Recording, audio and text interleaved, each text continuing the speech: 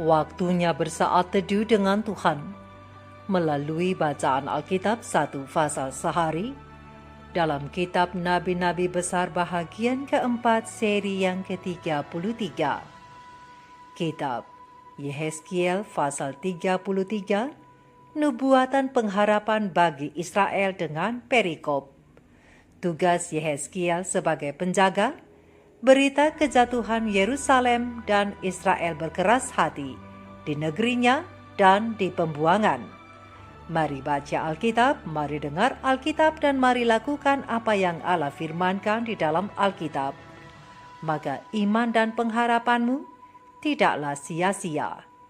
Tuhan Yesus Allah Putra, Alfa dan Omega memberkati, dan Allah Roh Kudus akan menuntun untuk memahami. Salam kasih dan doa dari Rumah Produksi Endang Silitonga Tanjung Bible Audio Ministry. Mari memulainya dengan doa dalam hati.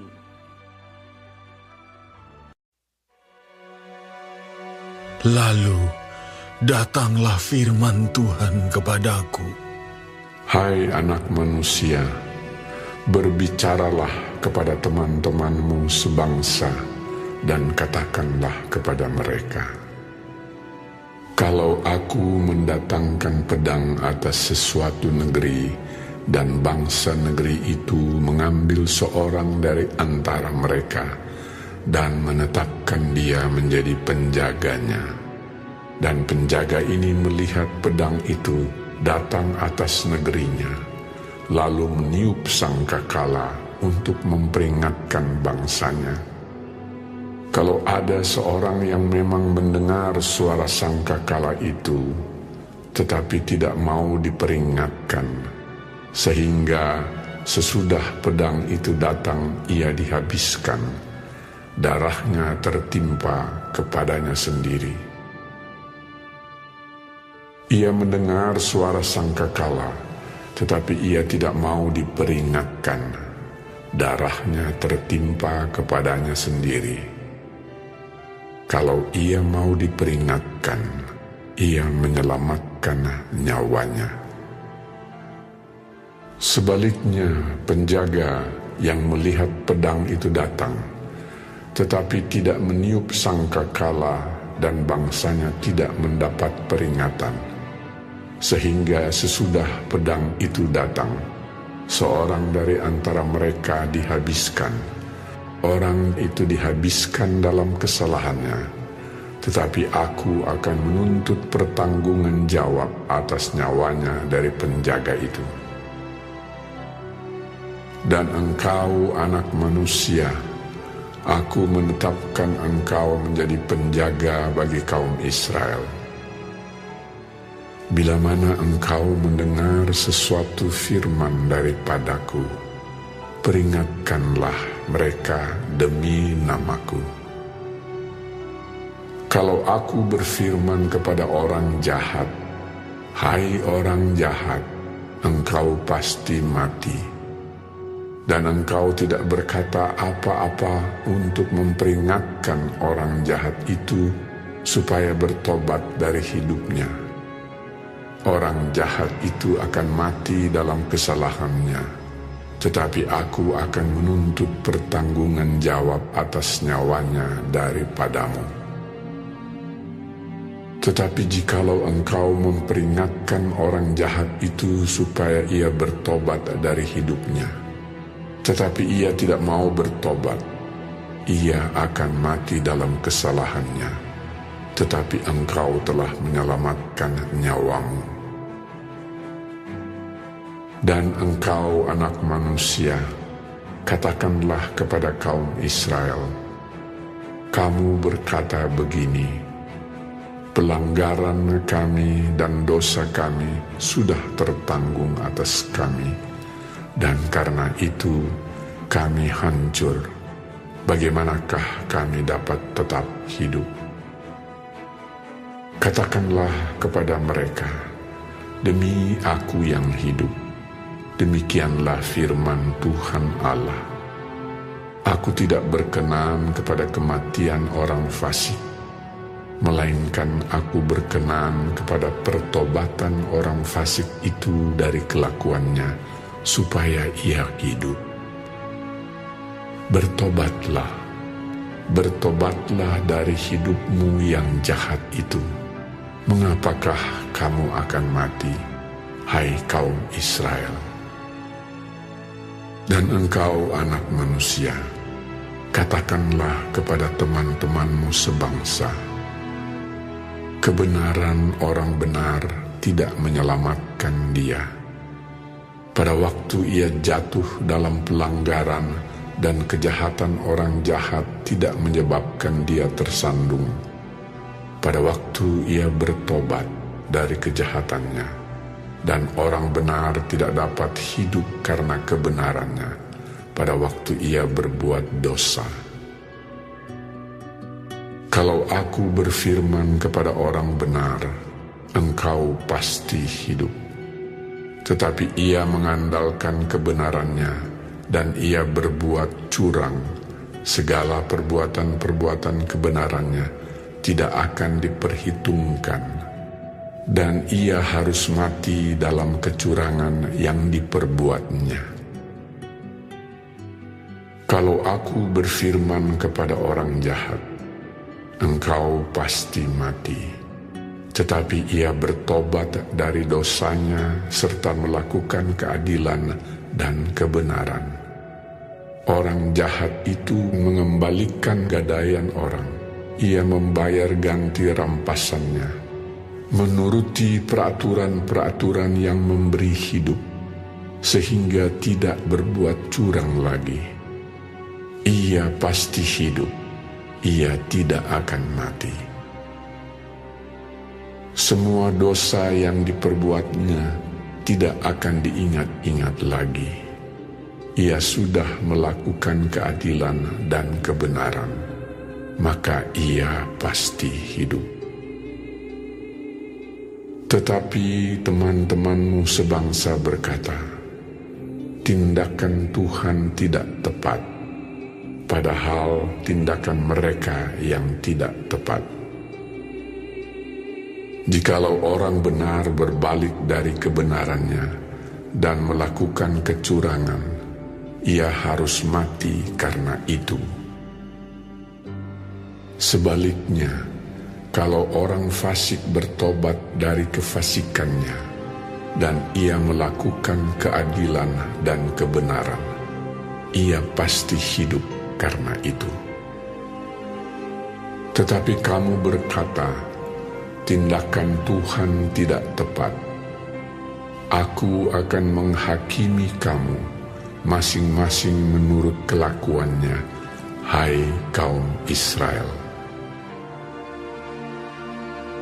Pada tahun ke-11, sesudah pembuangan kami, dalam bulan yang ke-10, pada tanggal 5 bulan itu, datanglah kepadaku seorang yang terluput dari Yerusalem dan berkata, kota itu sudah ditaklukkan. Maka kekuasaan Tuhan meliputi aku pada malam sebelum kedatangan orang yang terluput itu. Dan Tuhan membuka mulutku pada saat menjelang kedatangan orang yang terluput itu pada pagi hari. Mulutku sudah terbuka dan aku tidak bisu lagi. Lalu datanglah firman Tuhan kepada aku. Hai anak manusia, orang-orang yang tinggal pada reruntuhan-reruntuhan ini, yaitu yang di tanah Israel, berkata begini, Abraham adalah seorang diri. Tatkala ia mendapat tanah ini menjadi miliknya, tetapi kita banyak. Tentu tanah ini diberikan kepada kita menjadi milik. Oleh karena itu, katakanlah kepada mereka, beginilah firman Tuhan Allah. Kamu makan daging dengan darahnya, Kamu melihat juga kepada berhala-berhalamu, dan kamu menumpahkan darah. Apakah kamu akan tetap memiliki tanah ini? Kamu bersandar pada pedangmu. Kamu melakukan kekejian dan masing-masing mencemari istri sesamanya. Apakah kamu akan tetap memiliki tanah ini? Katakanlah begini kepada mereka, beginilah firman Tuhan Allah. Demi Aku yang hidup, orang-orang yang tinggal pada reruntuhan-reruntuhan akan mati rebah oleh pedang. Dan orang-orang yang di padang akan Kuberikan kepada binatang liar menjadi makanannya, dan orang-orang yang di dalam kubu dan gua akan mati kena sampar. Tanah ini akan Kubuat musnah dan sunyi sepi, dan kecongkakannya yang ditimbulkan kekuatannya akan berakhir. Gunung-gunung Israel akan menjadi sunyi sepi, sehingga tidak seorang pun berani melintasinya.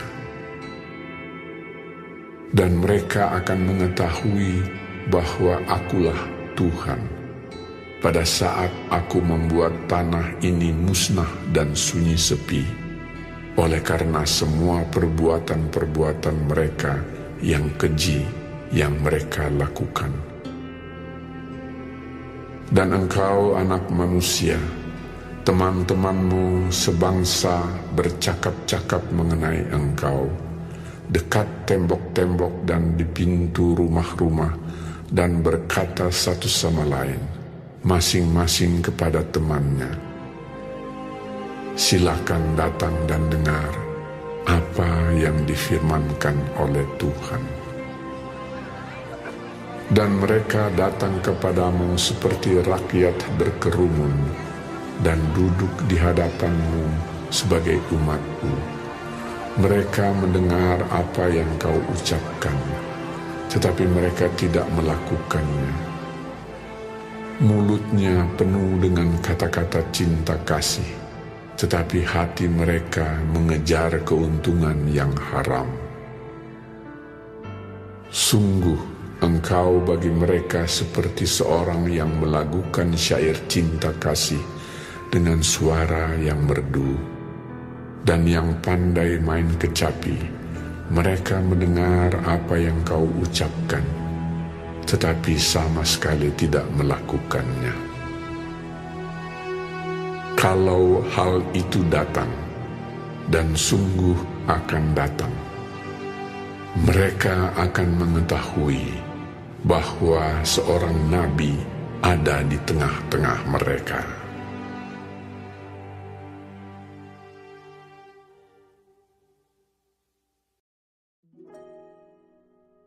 Kita telah menyelesaikan bacaan Alkitab 1 pasal sehari dalam kitab Yehezkiel pasal yang ke-33. Sedikit perenungan melalui pasal ini tentang penjaga dan yang dijaga berdasarkan ayat panduan perenungan. Terang besar Alkitab Yehezkiel 33 ayat 2-5 dengan bunyi nas. Hai anak manusia, berbicaralah kepada teman-temanmu sebangsa dan katakanlah kepada mereka, kalau aku mendatangkan pedang atas sesuatu negeri dan bangsa negeri itu mengambil seorang dari antara mereka dan menetapkan dia menjadi penjaganya, dan penjaga ini melihat pedang itu datang atas negerinya, lalu meniup sangkakala untuk memperingatkan bangsanya. Kalau ada seorang yang memang mendengar suara sangkakala itu, tetapi ia tidak mau diperingatkan sehingga sesudah pedang itu datang, ia dihabiskan, darahnya tertimpa kepadanya sendiri. Ia mendengar suara sangkakala, tetapi ia tidak mau diperingatkan, darahnya tertimpa kepadanya sendiri. Kalau ia mau diperingatkan, ia menyelamatkan nyawanya.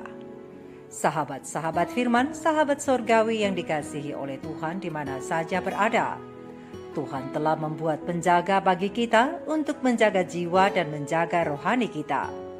Untuk itu, kita harus mendengarkan suara penjaga kita agar kita terhindar dari serangan musuh yang jahat. Penjaga yang Tuhan sediakan di antaranya adalah pedang roh, yaitu firman-Nya, yakni Alkitab, di mana di dalamnya ada otoritas dan kuasa Allah untuk menangkal ancaman rohani terhadap hati dan pikiran. Kata-katanya yang suci dan benar, ya firman Tuhan, dapat menolong mengalahkan pertempuran rohani yang berkecamuk. Dan sebagai orang yang dijaga oleh Tuhan, kita harus mau menghindari segala hal yang firman Tuhan sudah amarkan. Penjaga yang bijaksana itu telah menjalankan tugas perlindungan yang dianugerahkan surga. Oleh sebab itu, jangan mengeraskan hati dengan membiarkan cara hidup kita dibutakan oleh dunia. Tapi ingat, inilah waktu untuk menerima nasihat dan pembentukan ilahi. Firman Tuhan penjaga manusia memperingatkan anak-anak Allah akan bahaya spiritual dan psikologis. Dan itu tidak selamanya harus menyenangkan hati. Tapi walaupun menggetarkan hati, firman Tuhan harus mengatakan kebenaran yang sulit untuk memperingatkan sebab akibat dengan tujuan yang lembut yang berorientasi pada rahmat, namun hal ini sangatlah mendesak. Allah memang maha mencintai, tapi ia juga memperingatkan. Jadi, siapa yang mau diserang dan menyerah pada tipu muslihat iblis? Oh, jangan sampai kita menyerah. Kenapa jangan kita menyerah? Pena Ilham Ilahi Roh Nubuat Kemenangan Akhir, halaman 624 alinea pertama menjelaskan bahwa karena umat Allah sedang dituntun kepada Alkitab sebagai perlindungan mereka terhadap pengaruh guru-guru palsu dan kuasa yang menipu dari roh-roh kegelapan. Karena setan sedang menggunakan setiap sarana yang mungkin untuk mencegah manusia memperoleh pengetahuan mengenai Alkitab, karena kata-kata Alkitab yang jelas mengungkapkan penipuan setan. Begitu miripnya pemalsuan itu dengan yang aslinya, sehingga mustahil untuk membedakannya kecuali hanya oleh Alkitab. Setiap pernyataan dan setiap mujizat harus diuji oleh kesaksian Alkitab. Alasan lain lagi untuk jangan menyerah, karena selain Alkitab, Tuhan juga mengutus para penjaga-penjaga sorga lainnya, yaitu para malaikat-malaikat untuk menolong kita. Pena Ilham Ilahi Roh Nubuat Angel, Their Nature and Ministry, halaman 33 alinea kedua mengatakan bahwa Tuhan mengutus seorang malaikat untuk mengawasi setiap orang suci, diajarkan dengan jelas di dalam Alkitab. Ini meyakinkan mereka yang menghargai sifat musuh yang harus kita temui dalam peperangan Kristen. Dalam konflik kita dengan kekuatan kegelapan, para malaikat yang unggul dalam kekuatan dapat memberi kita bantuan yang sangat kita butuhkan.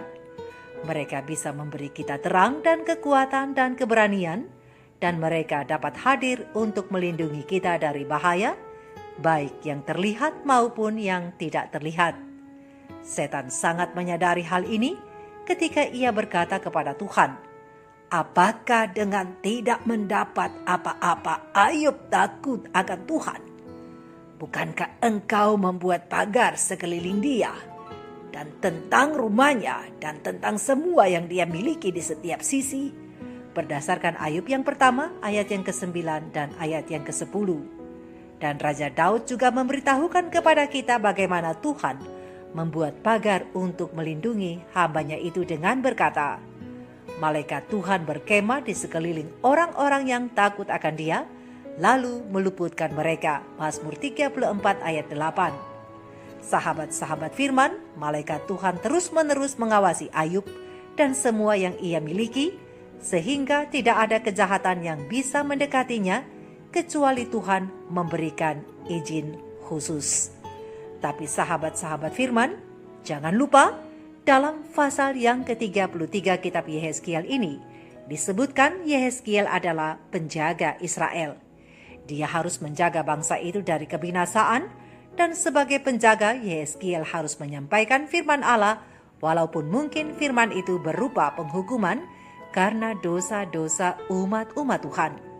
Tapi perlu diingat bahwa di balik penghukuman Allah ada keselamatan bila umat-umatnya mau mendengar dan melakukan firman-Nya yang disampaikan oleh hambanya Yehezkiel. Dengan kata lain, Israel harus mau bertobat. Tapi apabila Yehezkiel tidak menyampaikan firman Allah dan tidak menyerukan seruan pertobatan, maka Israel ada di ambang kebinasaan, dan Allah akan meminta pertanggungjawaban dari hambanya itu.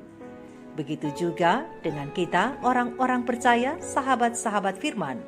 Selain kita dijaga oleh firman Allah dan malaikat-malaikat sorga, kita juga bertugas sebagai penjaga. Menjaga diri sendiri, keluarga, jemaat, dan sesama. Ya, menjaga kita semua dari ajaran-ajaran sesat, agar kita tidak gampang meninggalkan kebenaran yang murni, dan tentunya menjaga kita dari segala perbuatan yang menyimpang dari firman Allah. Selain itu, kita perlu menyampaikan firman Tuhan dan menyerukan pertobatan dari dosa dengan harapan agar semua yang kita jangkau dapat memperoleh keselamatan.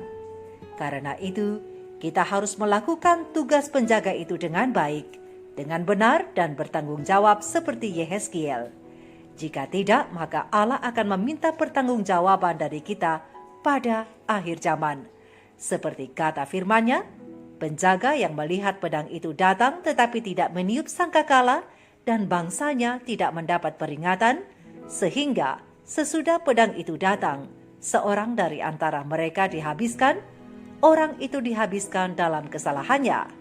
Tetapi aku, kata Tuhan, akan menuntut pertanggungjawaban atas nyawanya dari penjaga itu, berdasarkan kitab Yehezkiel 33 ayat 6. Mari kita renungkan ini bersama.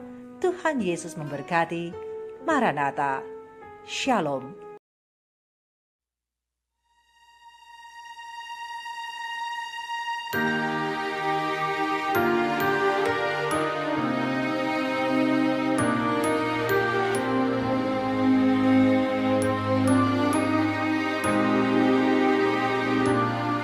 Saat ku berjalan, kasih-Mu menerangi langkahku. Tak ku bimbang, karena ku tahu Kau bersamaku. Kau lebih tahu yang terbaik bagiku. Kau lebih sanggup pulihkan hidupku. Ku